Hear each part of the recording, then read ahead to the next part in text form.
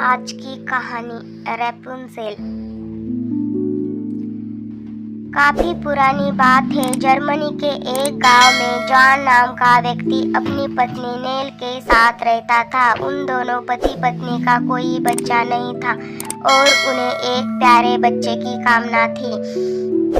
बच्चे के लिए दोनों भगवान से रोज प्रार्थना करते थे। फिर एक दिन उनकी प्रार्थना का असर हुआ और नेल गर्भवती हो गई। ये बात नेल ने अपने पति जॉन को तुरंत बताई।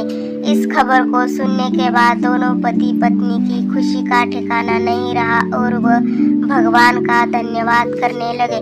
जब से नेल गर्भवती हुई तब से जॉन उसका अधिक ध्यान रखने लगा था।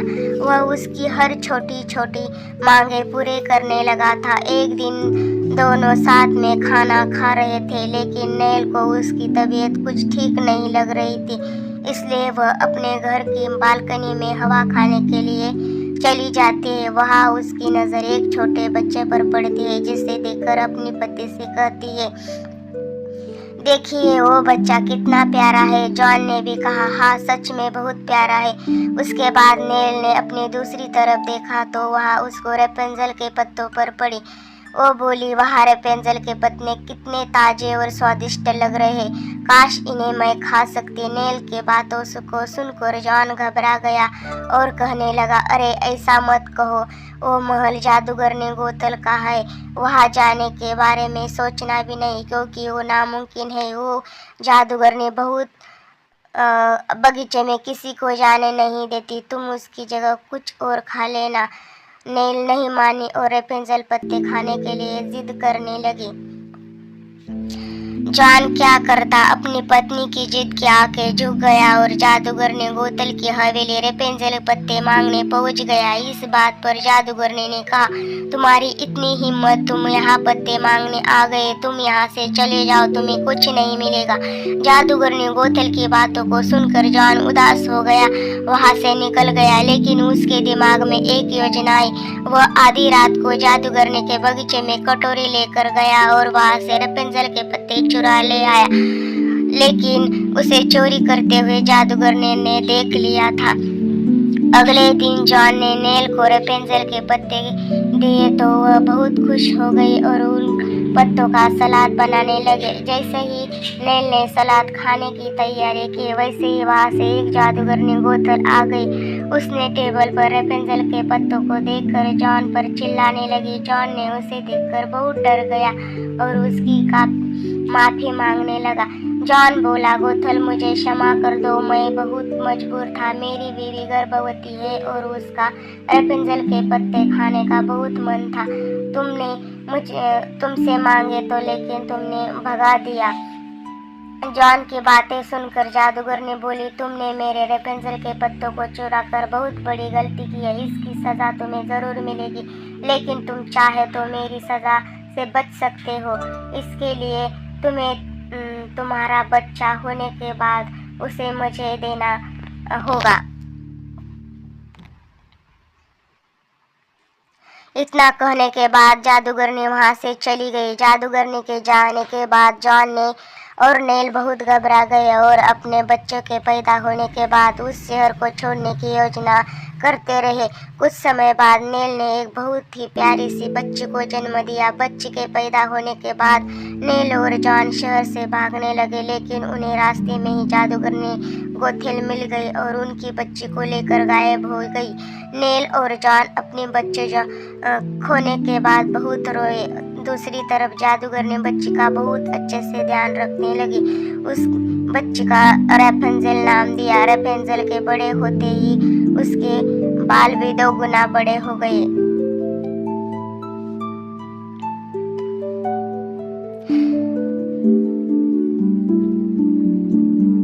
जादूगर ने रेपेंजल के बालों को संवार रही थी, तभी वहाँ गुरु आ जाते हैं। गुरु गोथल से बोलते हैं, सुनो गोथल, अब वक्त आ गया है कि तुम रेपेंजल को लेकर मेरी मीनार में आ जाओ।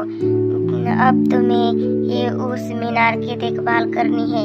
इतना कहने के बाद गोथल के गुरु उसे और रेपेंजल को वहाँ लेकर अपने मीनार पहुँचे।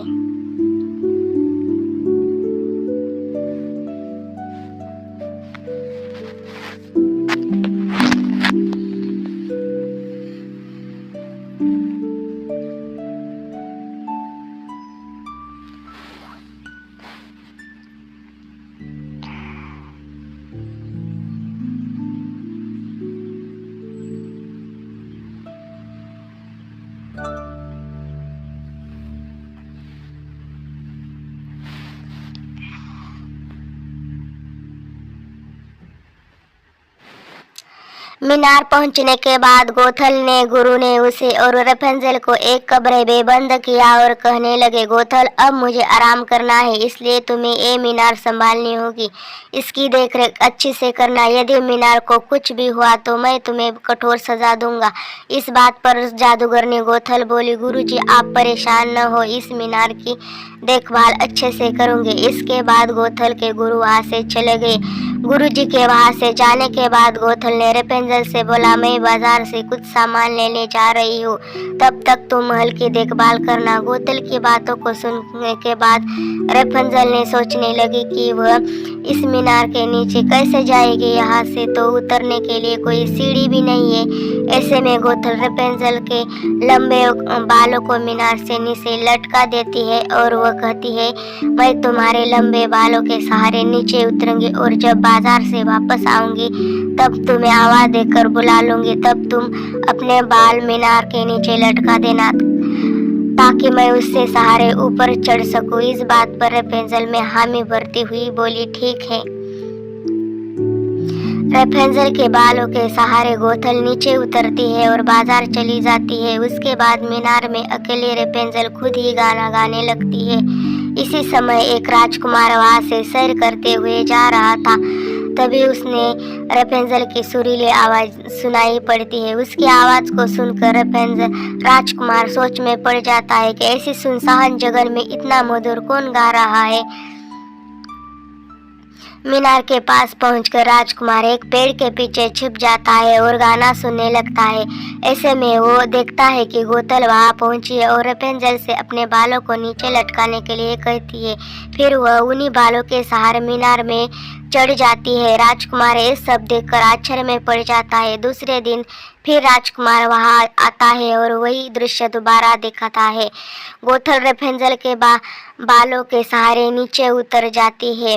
गोथल थोड़ी दूर निकल जाती है तो राजकुमार नीचे से रेपेंजल को आवाज देता है। रेपेंजल अपने बालों को नीचे लटकाते सुनकर एक बार फिर अपने बालों को नीचे छोड़ती है। ऐसे ही राजकुमार उसे समझाते हुए कहता है कि अरे तुम मुझसे न डरो नहीं, मैं कोई चोर नहीं हूँ, मैंने तुम्हारा गाना सुना था इसलिए आया हूँ, तुम बहुत मीठा गाती हो। ये बात सुनकर रेपेंजल बहुत उत्साहित हो जाती है और फिर ये गाना गाने लग जाती है। इसी तरह राजकुमार रोज रेपेंजल से मिलने मीनार आने लगता है और दोनों को एक दूसरे से मोहब्बत हो जाती है। एक दिन रेपेंजल ने अपने बारे में राजकुमार को बता दिया। वह कहने लगी, गोथल मेरी माँ नहीं है, उसने मुझे कैद करके रखा हुआ है और वह मुझे कहीं भी जाने नहीं देती है। रेपेंजल की बातें को सुनकर राजकुमार उससे वादा करता है कि वह जल्दी उसके असली माता पिता से जरूर मिलवाएगा। ये कहने के बाद राजकुमार वहाँ से निकल जाता है। गोथल तुरंत रेपेंजल के बालों को गिरने की आवाज देने लगती है।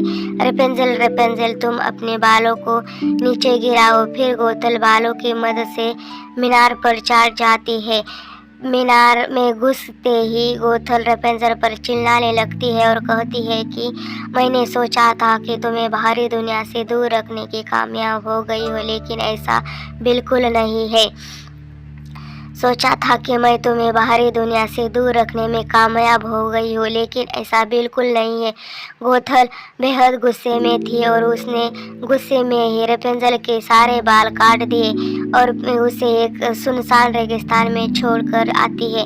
इन बातों से अनजान राजकुमार अगले दिन रेपेंजल से मिलने मीनार के पास पहुंचा है और रेपेंजल को आवाज देता है, रेपेंजल तुम अपने बालों को नीचे गिराओ। रोज की तरह बालों को नीचे आते हैं और वह उन्हें पकड़कर मीनार चढ़ भी जाता है, लेकिन वहाँ का दृश्य देखकर वो बहुत चौंका रह जाता है क्योंकि वहाँ रेपेंजल की जगह गोथल थी। उसे देखते ही राजकुमार पूछता है, रेपेंजल कहाँ है?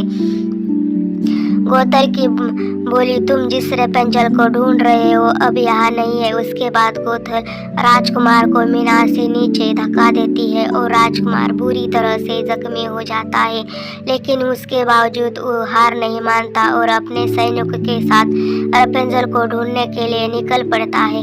कुछ समय तक भटकने के बाद राजकुमार उसे रेगिस्तान के पास पहुंचता है तो वहाँ गोथल के रेपेंजल को छोड़ा था। तभी उसे रेपेंजल के गाने की आवाज़ सुनाई देती है। राजकुमार खुशी से गाने की आवाज़ की तरफ बढ़ने लगता है। कुछ दूर जाने के बाद रेपेंजल मिल जाती है। रेपेंजल को देखकर राजकुमार बहुत खुश हो जाता है और उसे लेकर वापस मीनार की तरफ बढ़ जाता है। मीनार पहुंचने के बाद राजकुमार ने अपने सैनिकों को उसे तोड़ने के लिए कहता है। ऐसे ही गोथल सैनिकों को बहुत रोकती है, लेकिन रोक नहीं पाते और राजकुमार उसे महल को गिरा देता है और वो टूटते हुए देखकर बहुत नाराज हो जाते और गोथल को बहुत कठोर सजा भी देते हैं और वहाँ से चले जाते हैं। इन सब को बाद राजकुमार रेपेंजल को अपने साथ अपने महल ले जाता है और वहाँ वह उसके असली माँ बाप से मिलवाता है। अपने असली माता पिता से मिलकर रेपेंजल भी बहुत खुश होती है और उसके खुशी का कोई ठिकाना नहीं रहता। धन्यवाद। और इसके बाद सभी लोग एक साथ खुशहाल जीवन व्यतीत करते हैं। रेपेंजल कहानी की सीख। रेपेंजल की इस कहानी से हमें ये सीख मिलती है कि हमें कभी किसी का बुरा नहीं सोचना चाहिए और न ही किसी के साथ बुरा करना चाहिए, क्योंकि बुरे का अंत हमेशा बुरा ही होता है।